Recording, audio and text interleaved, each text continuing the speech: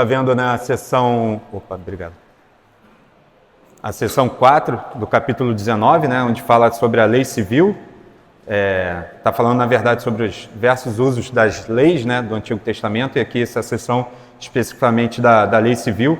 Eu vou tentar revisar rapidinho, aí em 5 minutinhos no máximo, que a gente viu na última aula, né, onde a gente viu que existem 3 tipos de lei, né, a lei moral, a lei cerimonial e a lei civil no Antigo Testamento. Que essa lei moral ela é eterna e permanente, né? Ela não está aplicada, não está restrita simplesmente ao povo no Antigo Testamento, mas é válida para todos os povos, em todas as épocas. A lei cerimonial, que foi cumprida em Cristo, e agora a lei civil, né? Que apesar de temporária para Israel, enquanto nação, ela tem princípios que são também eternos, porque são baseados na lei moral de Deus e expressam o caráter de Deus. Então, ela permanece, apesar da gente não ter que replicar ela igualmente como era aplicado no Antigo Testamento. Os princípios nela, sim, devem ser continuados, né? E a gente tem como João Calvino, o Thomas Cartwright, o Sproul e o Packer que fazem, né, essa análise também, mantém isso. E a gente parou exatamente no ponto ali da frase final, né, onde fala da questão da equidade geral. Por que essa lei é válida, apesar de não ser válida ipsi literis, né, exatamente como escrita, a sua moral e o que a gente pode extrair dela, ela ainda é válida até os dias de hoje. Então, essa questão da equidade geral, que significa, né, que os princípios de justiça que refletem a lei moral e a natureza justa de Deus, elas podem e devem ser aplicadas em qualquer sociedade, mesmo fora ali do contexto de Israel como um povo, né? Então, a gente tem, até citei Herman Bavinck no finalzinho da última aula, que a igreja não deve buscar restaurar o Israel político, mas aplicar a justiça do reino de Deus em cada esfera. Então, a equidade geral significa que, embora as formas da lei civil possam passar, o princípio moral ali que está presente nela permanece. Aí eu vou pedir para a gente abrir alguns textos, só como exemplo. Se de repente cada um puder abrir um, tem Êxodo, a maioria está em Êxodo. Êxodo 22, 1, Êxodo 22, 21, Êxodo 21, 33 e 34, Levítico 19, 14.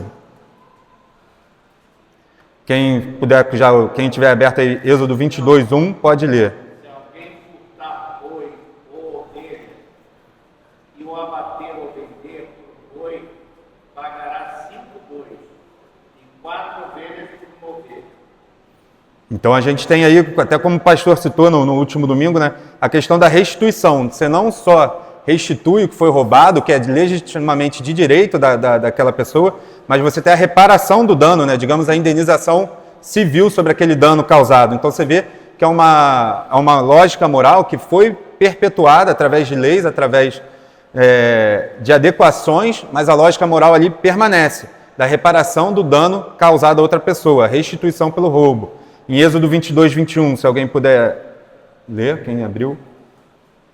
Não afligirás o forasteiro, nem o oprimirás, pois forasteiros fostes na terra do Egito.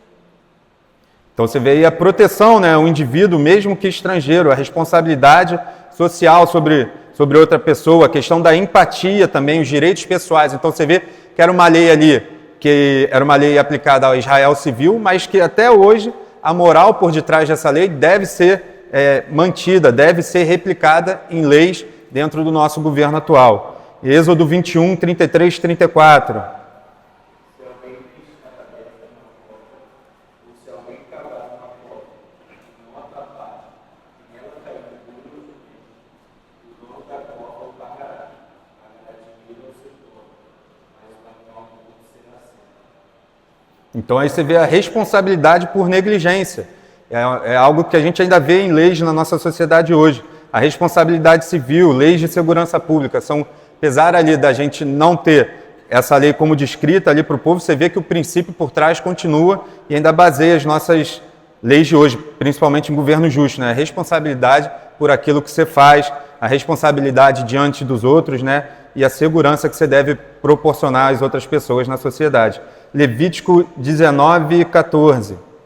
Não amaldiçoarás o surdo, nem porás tropeço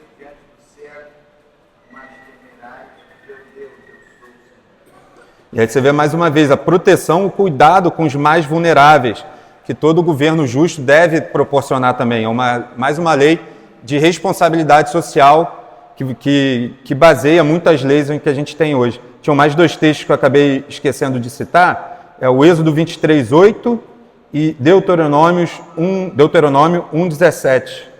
Quem achar, eu acabei não colocando aqui por escrito, se alguém achar... Nem suborno não aceitarás, porque o suborno cega até o perspicaz e perverte as palavras do justo. E Deuteronômio 1:17. Não sereis parciais com juízo, ouvireis tanto pequeno como grande. Não temereis a face de ninguém, porque o juízo é de Deus. Porém, a causa que vos for demasiadamente difícil, fareis vir a mim, e eu a ouvirei. Então você vê que tudo a ver com a pregação, com a exposição da palavra hoje, a questão do justo juízo, né? Que não deve fazer acepção das pessoas na hora do juízo, a balança justa, a questão do suborno. E aí, ao contrário do que os antinomianos dizem aqui, dizem que os crentes estão livres até mesmo da lei de obrigação moral, a nossa confissão ensina que essa lei continua obrigatória para todos, tanto para os justificados quanto para as pessoas, de maneira geral. Elas estão debaixo dessa lei natural de Deus, essa lei que é natural, que já vem de Deus e reforça o caráter de Deus, né? Que embora os crentes estejam livres da lei como um pacto de obras, eles ainda estão sob ela como regra de vida, agora nas mãos do mediador, como diz 1 Coríntios 9:21. Estamos não sem lei para com Deus, mas debaixo da lei de Cristo. Aí até é interessante a gente pegar principalmente esses dois últimos, né? Êxodo 23:8 e Deuteronômio 1:17, se alguém puder abrir aí em Lucas 3:12 até 14 e ler. Lucas 3:12 a 14. Lucas 3. Foram também publicanos para serem batizados e perguntaram: Mestre, o que havemos de fazer? Respondeu-lhes: Não cobreis mais do que o estipulado. Também soldados lhe perguntaram: E nós, que faremos? Ele lhes disse: A ninguém maltrateis, não deis denúncia falsa e contentai-vos com o vosso sonho. Então você vê aí que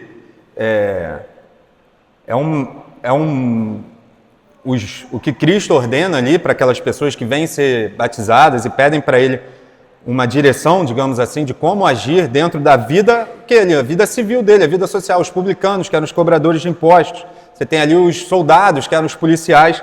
Cristo fala, vocês têm que agir de acordo com a moralidade de Deus, de acordo com a lei de Deus. Você não pode julgar de maneira injusta, você não pode ser cruel, você não deve aceitar suborno, ou seja, se contentar com o seu soldo. Tem tudo a ver com o Êxodo 23:8. E para os cobradores de impostos, eles tinham ali a prerrogativa, né, de cobrar impostos e daqueles impostos retirar o salário deles.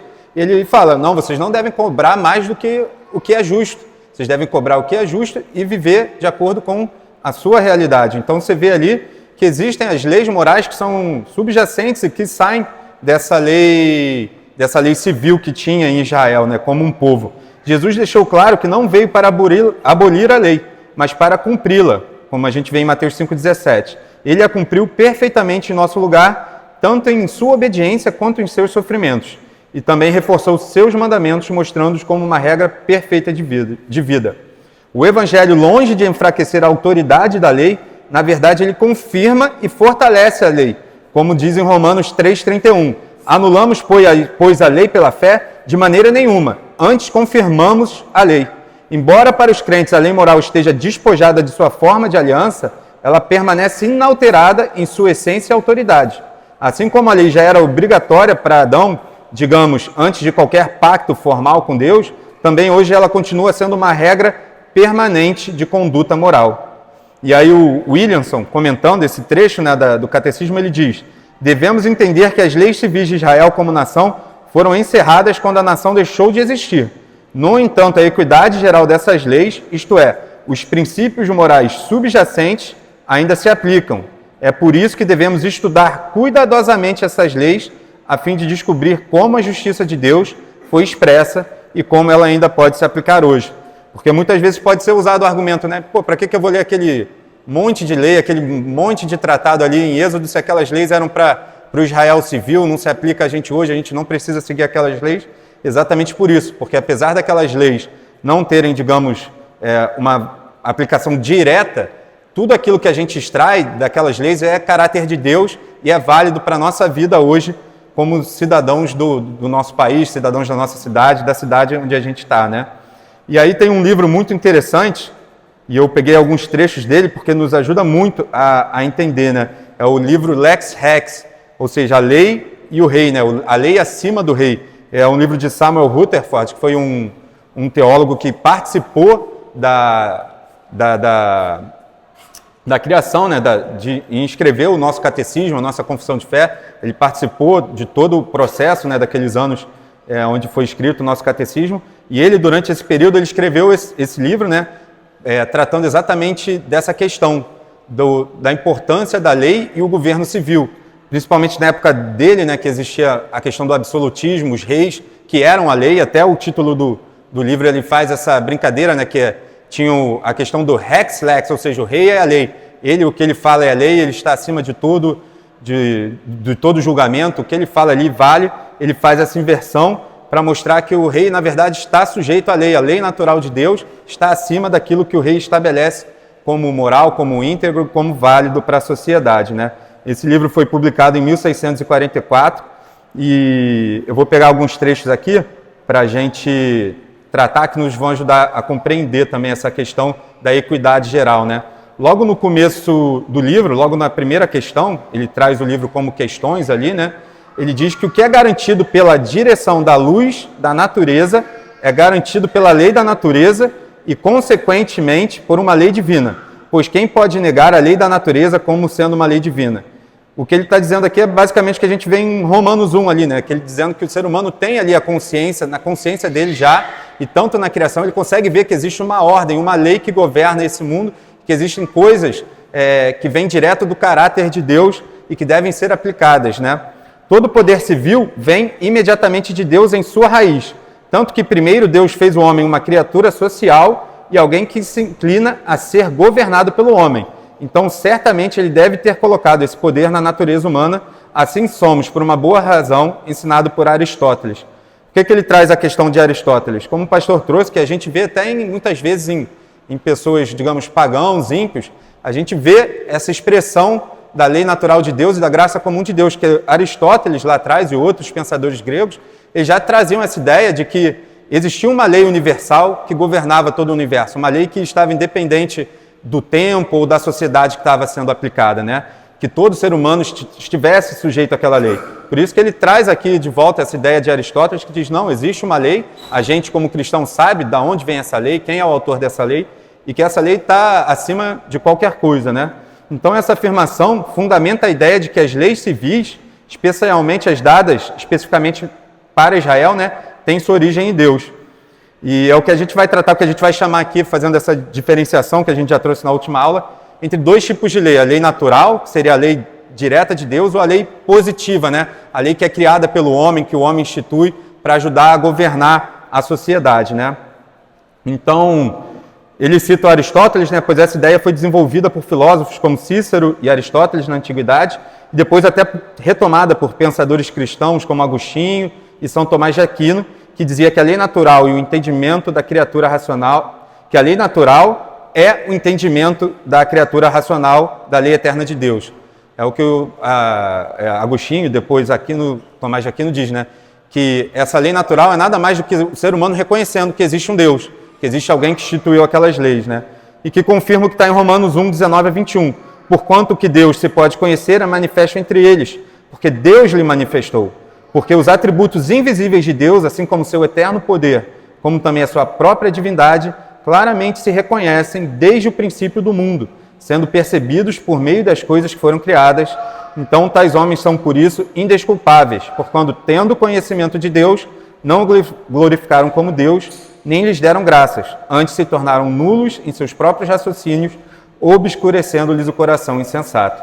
Então, é aqui que se baseia qualquer que seja a injustiça criada por homem, né, ele é indesculpável diante de Deus. Porque essa lei de Deus é manifesta na criação, é manifesta na consciência do homem, né? E aí, já indo para a questão 2, Rutherford traz a questão de que a gente deve distinguir, né, esse poder do governo e o poder do governo por magistratura, que seria a lei natural e a lei positiva. Ou seja, existe um governo, que é o governo geral de Deus sobre todas as coisas, e o governo dos homens, que está debaixo desse governo de Deus, né, que é o governo por magistratura, que ele chama. E ele traz um exemplo aqui, que eu não vou entrar no debate teológico, vou simplesmente trazer o exemplo que ele traz, que é interessante para a gente entender, né? Ele coloca: defendemos-nos da violência pela violência é uma consequência da natureza íntegra e sem pecado, mas defendermos-nos devolvendo nosso poder às mãos de um ou mais governantes parece mais positivamente moral do que natural. O que ele quer dizer? Ele está dizendo aqui que é do ser humano aquela autodefesa natural. Se alguém vem tomar sua coisa, você se defender para resguardar o seu direito, a sua vida, a sua posse, é um direito, digamos, natural, que ele diz que vem do ser humano, é algo natural, vem de Deus para o ser humano. Enquanto existe um outro tipo de governo, que é o ser humano organizado como sociedade, delegar a alguém fazer essa defesa, fazer essa restituição, fazer essa parte de polícia, digamos assim, né? Então, essa distinção entre o poder de governo em geral, que é natural e divinamente ordenado, e o poder de governo por magistratura, que é uma questão de lei positiva, que é distinta à lei natural, ajuda a explicar porque as leis civis específicas dadas a Israel terminaram com aquela nacionalidade, enquanto os princípios de equidade que a gente extrai delas continuam válidos. Então, ele ainda continua, ele vai além, né? Ele é mais explícito quando ele diz o seguinte: concebo toda a jurisdição do homem sobre o homem como sendo artificial e positiva, e que ela infere certa servidão da qual a natureza desde o útero nos libertou, se isentarmos a sujeição de filhos aos pais e da esposa ao marido. O que ele está dizendo?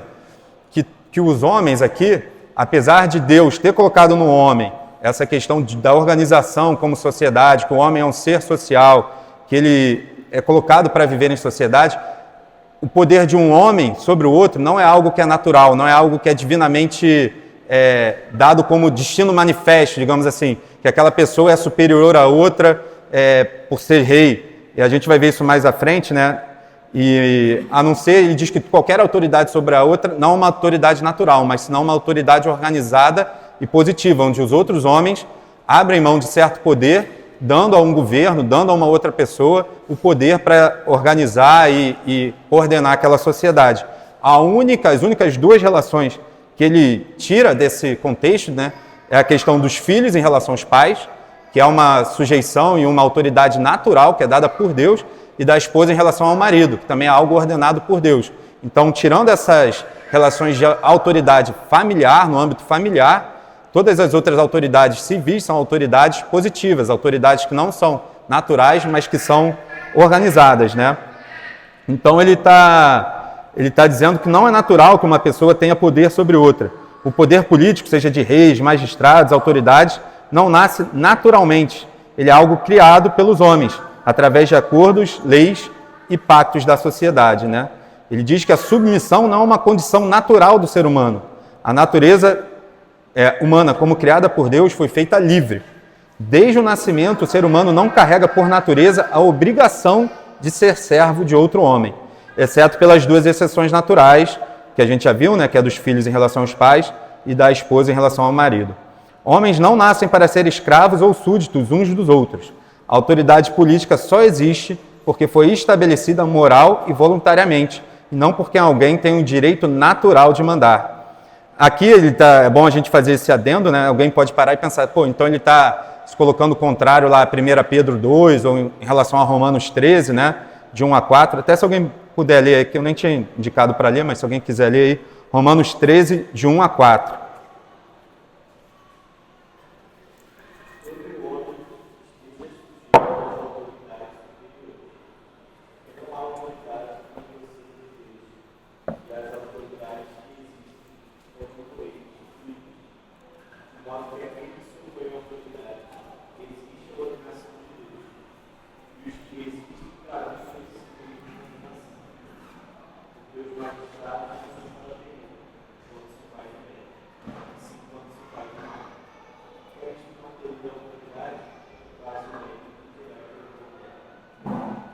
Então, aqui é importante a gente pontuar isso, fala da questão da autoridade, da submissão à autoridade, né? Mas isso por conta de um pacto. Aqui ele não nega que a pessoa, assim como o pastor trouxe hoje na exposição da palavra, a pessoa que foi colocada ali como autoridade, não que a gente entendendo que Deus é o que governa a história, governa as nações, foi, de certa maneira, sim, colocada ali por Deus como governante da história. Mas não é porque ela é superior, digamos, às outras, porque ela tem uma colocação especial, ela vale mais do que outras pessoas, mas simplesmente porque ela foi colocada ali por Deus, seja como instrumento de justiça ou de juízo para governar aquele país, aquela nação, né? Então ele afirma que a autoridade civil é legítima porque foi instituída para o bem comum do homem, conforme a gente viu em Romanos 13, mas que ela não é automática, não é natural. Ela depende de um consentimento humano, porque fora da família imediata, todos os homens são por natureza iguais. Assim, governantes só têm autoridade porque Deus ordena que exista governo. Então, ele não é contra que exista governo. Isso é importante a gente pontuar. Existe essa autoridade porque Deus ordenou que existisse um governo. E porque os homens, pela razão e acordo, criam essas instituições, né? Então, nenhum rei, por direito natural, pode simplesmente dizer: eu mando porque eu sou superior. A autoridade civil deve ser exercida dentro dos limites dados por Deus. A justiça, a proteção do bem, como a gente vê em Romanos 13. Então, enquanto essas autoridades estão de acordo com o que Deus instituiu, o que Deus espera delas, elas estão sendo exercidas dentro desse limite e dentro do que Deus exige, né? Não, pode ir.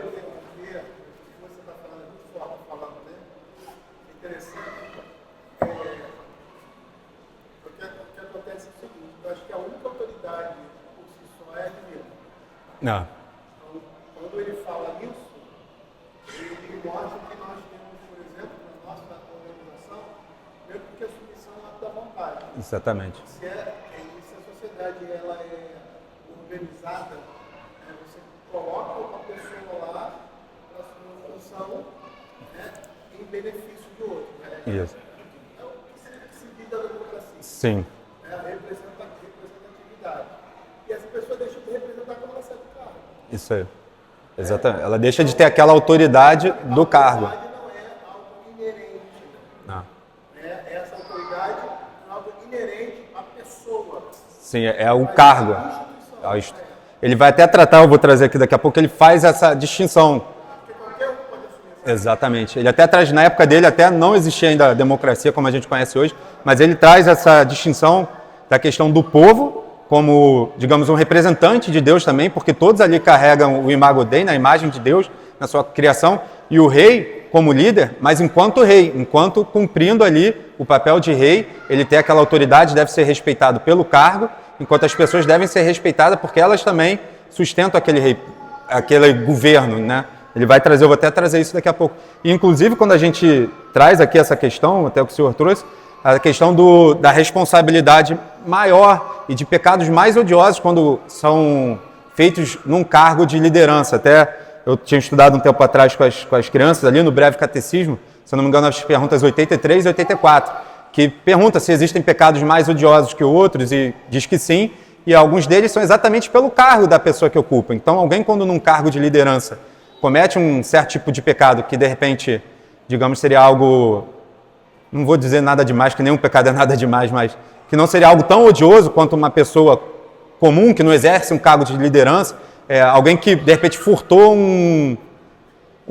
alguma coisa, furtou alguém, é um pecado odioso. Mas agora, quando você vê num cargo de liderança alguém que furta uma nação, como a gente vê agora o furto dos fundos de previdência, do INSS, é algo que é um juízo de Deus muito maior sobre aquela pessoa. Porque ela está num cargo de liderança, ela tem a vida de milhares, milhões de pessoas sobre o domínio dela ali, sobre a responsabilidade dela, e ela tem o cargo de liderança, então ela é exemplo também para as outras pessoas. Exatamente. E as pessoas que estão debaixo são indefesas. Em relação a ela também, além disso, exatamente.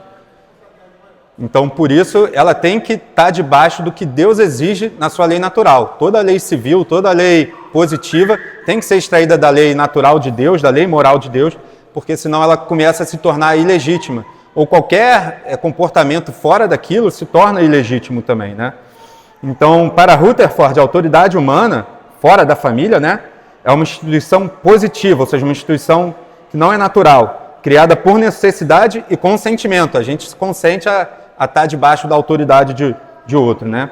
E deve sempre agir sob os limites da lei de Deus, nunca como um direito natural de dominação de um homem sobre o outro. Isso se opõe diretamente à ideia comum em sua época, do direito divino dos reis, como tinha o direito divino dos reis, né? Por exemplo. Até o outro texto, acho que o senhor leu também na pregação anterior, né? Sujeitavos a toda instituição humana por causa do Senhor, quer seja o rei como soberano, quer as autoridades como enviadas por ele, tanto para castigo dos malfeitores como para o louvor dos que praticam bem. E é interessante, isso é 1 Pedro 2, 13 e 14, ele coloca aqui que a gente deve se sujeitar à instituição humana por causa do Senhor, porque a nossa sujeição a Deus como governante de tudo, como Senhor da história, como o legislador supremo, a gente, por causa dessa nossa sujeição a Deus, a gente se sujeita à autoridade humana enquanto obediente à lei de Deus, né? O Rutherford, continuando, né, concorda que o princípio da autoridade civil, o ofício, ou seja, o cargo, o presidente, o senador, o juiz, é instituído por Deus, mas ele enfatiza que a pessoa que exerce o ofício, seja o juiz, o magistrado, o presidente, o rei, só é autoridade legítima enquanto age conforme a lei de Deus e o bem público. Ou seja, não é a pessoa do rei que é incondicionalmente sagrada, do presidente, do senador, é a função de governo justa que é instituída por Deus. Ezequiel 45, 9 e 10, se alguém puder abrir. – 45, versos 9 e 10.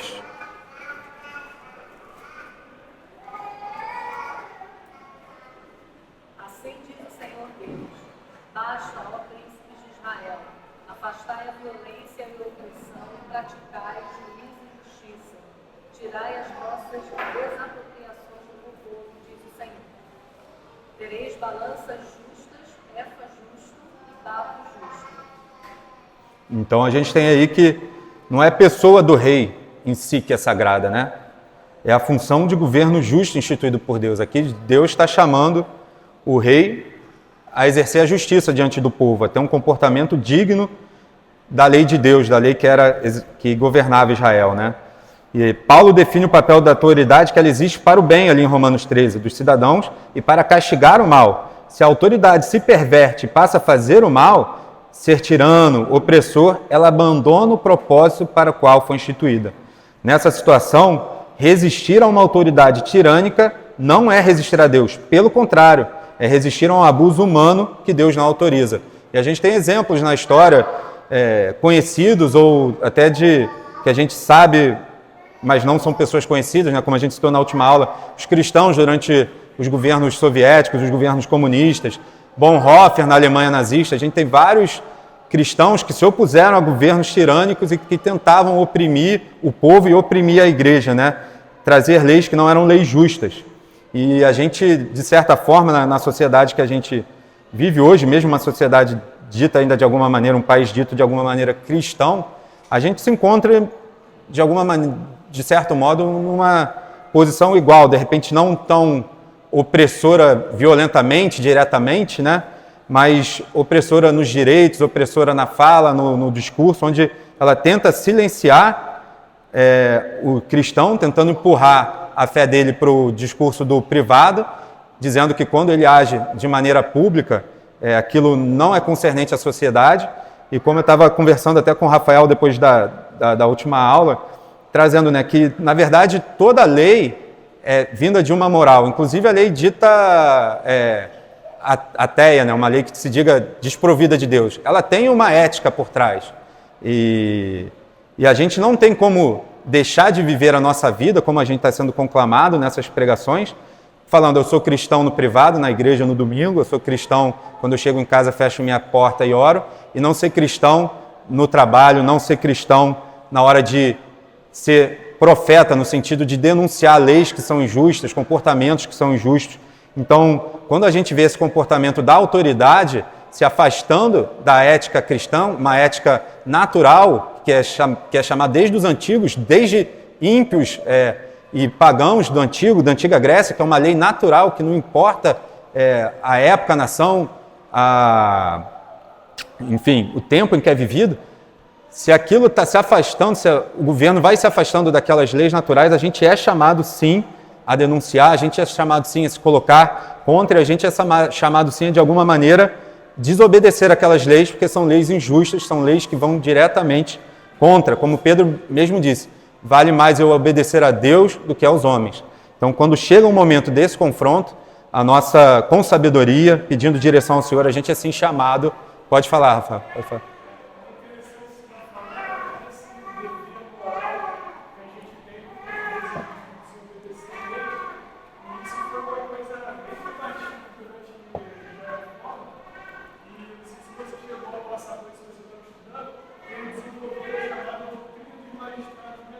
Não, não chega.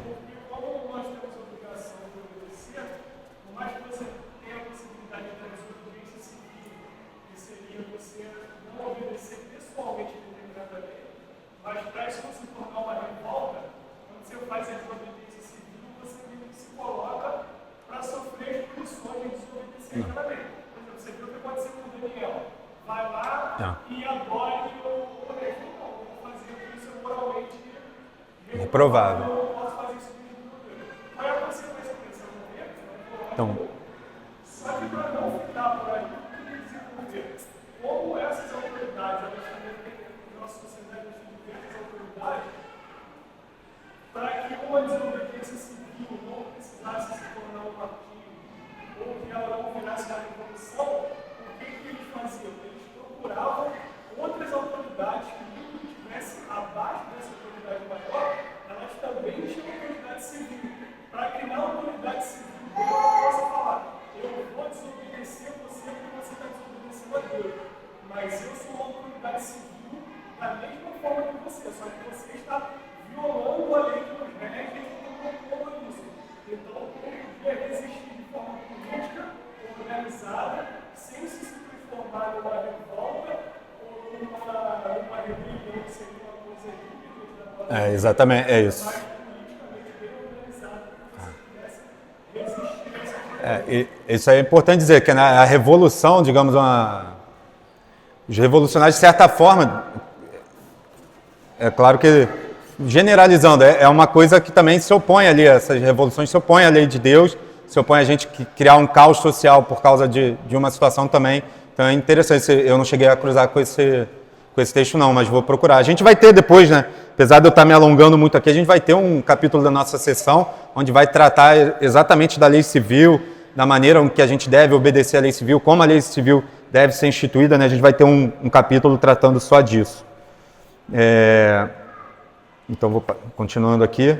Aí, Rutherford continua. Isso também a Escritura prova quando a exaltação de Saul ou Davi sobre seus irmãos para serem reis e capitães do povo do Senhor é atribuída não à natureza, pois o rei e o mendigo nascem do barro, mas a um ato de generosidade e graça divina acima da natureza. Quando ele diz natureza, aquela lei natural, né? A lei moral de Deus. Em 1 Samuel 13:13, ele traz dois textos como exemplo, né? 1 Samuel 13:13, que ele diz: Então disse Samuel a Saul, procedeste neciamente em não guardar o mandamento que o Senhor teu Deus te ordenou, pois teria agora o Senhor confirmado o teu reino sobre Israel para sempre. Ou seja, você vê que o rei, o cargo do rei ali, sim, como ordenado por Deus, digamos, sagrado, não a pessoa de Saul. Saul, quando se mostrou desobediente à lei do Senhor, aquilo foi tirado dele, né? E em Salmos 78, 70 e 71, a gente tem também escolheu a Davi, seu servo, e o tomou dos redis das ovelhas, tirou-o do cuidado das ovelhas e suas crias, para ser o pastor de Jacó, seu povo, e de Israel, sua herança. E ele os apacentou consoante a integridade do seu coração e os dirigiu com mãos precavidas. E aí Rutherford complementa que o principado, o império, o reino ou a jurisdição tem sua origem numa lei positiva e secundária das nações, e não na lei pura da natureza ou de Deus. Assim, nenhum rei ou governante pode alegar que seu poder é um direito absoluto dado pela natureza ou de maneira natural como destino manifesto. Ele vem de um pacto político humano sujeito a regras e condições. Essas ideias se alinham perfeitamente com a afirmação da confissão que a gente está estudando, né? E que essas leis civis eram específicas, não universal e obrigatórias, mas que elas têm ali valor moral, né? E segundo Rutherford, a jurisdição civil não é parte da lei natural pura, mas da lei positiva e secundária das nações. E aí entra a questão da equidade geral, né? Ele começa a tratar da questão da equidade geral, que é o fundamento para a compreensão reformada das leis civis do Antigo Testamento. Refere-se aos princípios morais universais e permanentes que estão ligados às leis civis específicas a Israel.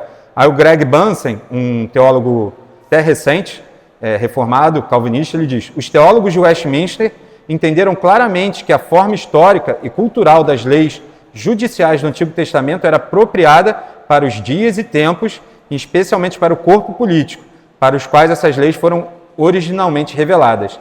Todavia, o princípio que essas leis apresentam era perpetuamente requerido, confessaram eles, sendo uma declaração da forma como o decálogo deveria ser entendido e aplicado.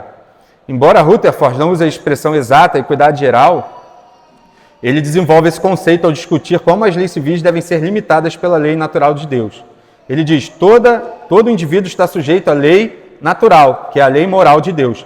Portanto, a lei positiva das nações deve ser limitada pela lei de Deus e o acordo comum das sociedades familiares. E aqui é interessante, né, até ele traz aqui um conceito que depois um teólogo mais recente, Doiver, que é um teólogo desenvolve muito questão política, pupilo de Kuyper, né? Ele traz a questão das esferas de poder. Até interessante depois quem tiver... Eu não vou entrar muito a fundo, mas ele traz essa ideia de esferas de poder, que na sociedade existem diferentes esferas de poder, a arte, a economia, o governo, a família, e que uma esfera não deve intrometer na outra, no sentido não que elas não sejam conectadas, mas que ela não pode usurpar o poder da outra. Então aqui é interessante que mesmo antes do desenvolvimento desse tipo de pensamento, ele já diz que a sociedade das nações, né, as leis positivas, ela não deve roubar o lugar da lei de Deus e nem o acordo comum das sociedades familiares. Ele está colocando aqui a família como algo que o governo não pode se intrometer diretamente. É uma organização que antecede o governo, né, que vem antes do governo, e que o governo só existe por causa dessas famílias se unindo e criando aquela maneira de governar e de organizar a sociedade. Então o governo não pode nem deve se intrometer nessas sociedades familiares, né? Que a família é algo que é sagrado e acima do governo. Então essa afirmação reflete o princípio da equidade geral mencionado na confissão, sugerindo que, a gente já viu, enfim, embora as leis tenham terminado, os princípios morais continuam, mas um aspecto crucial da compreensão reformada das leis civis do Antigo Testamento é a distinção entre a forma histórica e os princípios. Esta distinção permite que os cristãos reconheçam a autoridade contínua dos princípios morais e sem ficar presos às formas que elas têm ali, né? E aí o que o Rutherford traz, e que o pastor já até tocou aqui, né? Na questão 19 do livro, ele traz o seguinte: todos esses do povo, tomados coletivamente, contendo mais de Deus por serem suas representações, são de acordo com essa dignidade material mais excelente do que o rei, porque muitos são mais excelentes do que um. O rei, segundo a autoridade magistral que tem, é mais excelente do que eles, porque participa formalmente da realeza, o que eles formalmente não têm. Um exemplo assim, eu acho que até o pastor trouxe esse exemplo, por isso que me veio à cabeça. Por exemplo, numa empresa, o que ele está querendo dizer aqui? Que o povo traz mais a imagem do rei, e por isso ele é mais valioso, porque são muitos, e ao mesmo tempo o rei é mais valioso do que o povo por causa do cargo. Mal comparando assim, mas para a gente conseguir entender, é uma empresa. Quando a gente pega uma empresa, a gente tem um diretor, o presidente, ele não vai ser o que vai saber mais, de repente, da parte de engenharia, da parte de finanças, mas ele é quem vai gerir aquele todo. Ele tem autoridade para gerir, para ver se o direcionamento está bom. Então, ele ali é uma autoridade sobre aqueles todos. Mas, de outra forma, a empresa não caminha, não anda, não tem o direcionamento certo. Se as pessoas que fazem parte ali dentro de cada corpo ali da empresa não estiverem trabalhando, não estiverem exercendo seus dons, não tiverem a valorização que eles precisam para que aquela empresa siga. Mal ou bem assim, uma comparação, né? É a questão do povo com seus governantes. O governante dentro do cargo dele, como presidente, como juiz, enquanto ele está exercendo o cargo dele, ele tem o poder e a autoridade para organizar aquilo de acordo com o bem, com a lei moral de Deus. Mas ele não é superior ao povo simplesmente porque ele é o rei ou porque ele é o juiz. O povo, por ser imagem de Deus e por serem muitos, ele é superior ao rei também ali. Então ele mostra ali nada mais do que aquele quem quer ser maior entre vós, seja o servo do outro. O rei é o servo do povo, enquanto o povo é o servo do rei. E nenhum ali está acima do outro, ao mesmo tempo que um está acima do outro pela lei de Deus, né? Então, Rutherford está expondo uma teologia política que é profundamente reformada. Ele nega a ideia de que o rei governa por direito divino absoluto, como defendiam os absolutistas, que o rei é a lei, que ele manda, o que ele fala é válido, né? Mas ele afirma que o rei governa por meio de um pacto e que sua autoridade é condicionada, derivada e limitada. A autoridade do rei é ministerial e representativa, não autônoma nem despótica. A soberania de Deus como fonte última de toda autoridade. Também, o rei não é a fonte última, é Deus. A dignidade do povo como portador coletivo da imagem divina e a função limitada e delegada do rei, cuja autoridade formal deriva tanto de Deus quanto da concessão do povo. Esse pensamento se opõe diretamente ao absolutismo monárquico e prepara terreno para a ideia de um governo constitucional, pactual e submisso à lei de Deus, onde a lei, a lex, né, está acima do rei. Eu vou continuar só mais um pouquinho para a gente...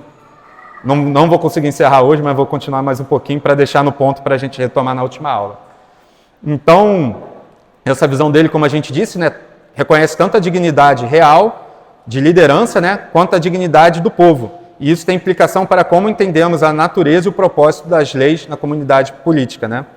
Então, ele fornece, com essa ideia, né, Rutherford fornece a fundamentação teológica para a afirmação da confissão que as leis dadas a Israel terminaram ali, mas ele diz que estabelece que as leis devem estabelecer a moral imutável de Deus, que devem ser adaptadas às diferentes circunstâncias históricas e culturais. Então, essa inversão que ele traz, né, da lex rex, que a lei está acima do rei, estabelece um princípio fundamental para os cristãos entenderem a autoridade civil e que o magistrado está sujeito à lei de Deus e não uma fonte autônoma, desgarrada de Deus. Isso implica que as leis civis, mesmo quando legitimamente estabelecidas, devem ser avaliadas à luz dos princípios morais divinos. Isso aqui é muito importante, né? Como o pastor trouxe, a gente vê hoje muitas leis que ou vêm sendo reinterpretadas ou vêm sendo perdendo a validade por conta da sociedade se apartando da lei moral de Deus, como a questão do aborto, como a questão do divórcio, que vem sendo socialmente aceitas, mas que, como colocado, não deveriam, porque elas se apartam do princípio moral divino, né? Elas estão já numa ética diferente daquela ética divina com que Deus estabeleceu a sua lei. E aí a gente vê a questão de como o povo buscando cada vez mais o seu próprio interesse, cada vez mais buscando apacentar seus prazeres, Deus vai abandonando, como diz em Romanos, vai liberando o pecado, vai deixando o povo pecar como próprio juízo, né? Vai entregando eles aos desejos e prazeres deles para que aquilo venha como juízo. O povo quer viver de uma maneira ímpia, como o pastor disse, o presidente atual, vocês querem viver de maneira ímpia, então tem um ímpio para governar sobre vocês, alguém que não tem ética, alguém que não tem moral, alguém que foi condenado por roubo, alguém que foi, imputado no maior esquema de governo, não só ele, mas como aqueles que estão no entorno dele. Então a gente vê que quando o povo se aparta da lei moral de Deus, da lei natural, Deus vem com juízo sobre aquele povo. Vai deixando até que, como a gente vê em sociedades antigas, aquela sociedade desaba de dentro para fora. E, enfim, a gente vê que Deus abandona mesmo quando os princípios morais divinos passam a não pautar, não ser a base por onde as leis são estabelecidas. Então, como é que a gente avalia, né, essas leis hoje? Uma das aplicações mais importantes da seção 4 do capítulo 19 é que ela nos fornece um critério para avaliar as leis civis contemporâneas. Qual é esse critério? A equidade geral. O que isso quer ver? se essas leis estão ligadas à lei de Deus, essas leis estão refletindo o caráter de Deus, essas leis estão ligadas ao que a gente entende no Decálogo, ao que a gente entende que é extraído das leis civis do Antigo Testamento. Então, a gente citou os exemplos, né, das leis de propriedade e restituição como princípios importantes, a proteção da propriedade, a proteção dos mais frágeis na sociedade. Tudo isso continua sendo relevante e nos ajudam, se as leis de hoje, nos ajudam a avaliar se essas leis de hoje, elas estão de acordo com a lei de Deus, né? Então, a distinção entre a lei moral, cerimonial e civil tem implicações importantes para como entendemos a relação entre igreja e Estado. A lei moral, sendo universal e permanente, aplica-se a todos os seres humanos, independente da sua fé religiosa. Portanto, é apropriado que os princípios morais básicos, como proibição de assassinato, roubo, etc., sejam sempre incorporados nas leis civis. Aqui ele fala dos mais grosseiros, né? Mas tem vários outros princípios morais de Deus que, independente da religião, eles devem estar presentes na lei daquele povo, na lei civil, tendo como Deus o legislador supremo, né? Então, eu vou parar por aqui, senão vou emendar em outro assunto já. Estava chegando na conclusão, mas vou deixar para terminar na próxima aula. Eu vou só fechar com esse pensamento para já deixar o gancho para a próxima aula, que o que Rutherford, durante o livro todo, ele tenta trazer, né, que o governo deve respeitar e proteger a verdadeira religião e promover a moralidade pública conforme a lei natural de Deus. Estes princípios morais universais, revelados na lei moral de Deus, devem informar as leis civis, promovendo a justiça e o bem comum. Uma vez eu vi uma citação que eu procurei pra caramba, eu não salvei na época, eu procurei pra caramba para trazer aqui para a aula, eu não lembro, não era um autor cristão, mas de onde ele diz que se... Era mais ou menos assim a citação, parafraseando. Ele diz que se a gente, como sociedade, não conseguir promover no próximo, no outro, nos nossos filhos, a moralidade, a equidade, uma luta por sentimentos superiores, dali por diante, a única coisa que a gente ia fazer era trocar tiranos e tiranias. O que ele quer dizer com isso? Que as leis não iam ser boas, as pessoas não iam ter moral, não iam ter ética. O que ele está simplesmente dizendo aqui, um entendimento também do ímpio? Que existe uma moral universal, que a partir do momento que a sociedade se afasta daquilo e deixa de promover aquilo e não vê mais aquilo como um bom, ali o governo já está corrompido e tudo que vai vir dali, as pessoas que vão assumir os cargos, as pessoas que vão governar aquele povo, vão governar de acordo com o coração e com o entendimento comum daquele povo, ou seja, longe daquelas leis naturais. E quando a gente vê algo imoral acontecendo num degrau superior, digamos, da escala, nada mais é do que um reflexo do que acontece no dia a dia. Então, por isso, e muito, muito importante, a gente está lembrando das palavras dos últimos sermões, da gente no dia a dia, na nossa vida cristã cotidiana, nos cargos que a gente ocupa, da gente estar exercendo nosso cristianismo não de forma privada, mas de forma pública. O que isso quer dizer? Toda hora falando ou pregando? Não necessariamente. É claro que para a salvação das pessoas a gente deve pregar o Evangelho, mas para o funcionamento da sociedade e para que essa sociedade seja salgada e para que essa sociedade não se corrompa de uma vez por todas, os cristãos, se é que a gente tem dito 20% de evangélicos, hoje em dia 25%, eles precisam começar a agir de uma forma mais cristã, mais de acordo com a lei de Deus, com um sistema de equidade geral, para que a sociedade seja realmente uma sociedade que se baseie nessa moralidade divina, né? Na moralidade da lei de Deus. Eu vou orar para a gente terminar e semana que vem eu encerro.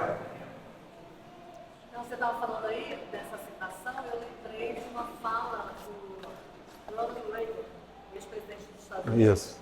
Ele diz que a gente está sempre a uma geração da tirania. É verdade. Então, como é importante ensinar esses princípios para os nossos filhos, né? Isso. Para que eles também defendam esses princípios. E você vê que isso vem é totalmente, como eu falei na última aula, que é totalmente uma questão de batalha dos cristãos contra não cristãos, de uma cosmovisão cristã com uma cosmovisão não cristã, onde as pessoas, sem muitas vezes se notarem, pegando esse princípio da lei é rei, onde a lei realmente tem um princípio regulador dentro da nossa sociedade, mas eles querem esvaziar aquela lei de Deus e criar leis para regular a vida dos outros, simplesmente e aumentar a tirania do governo. Então, a gente vê o governo hoje em dia com leis.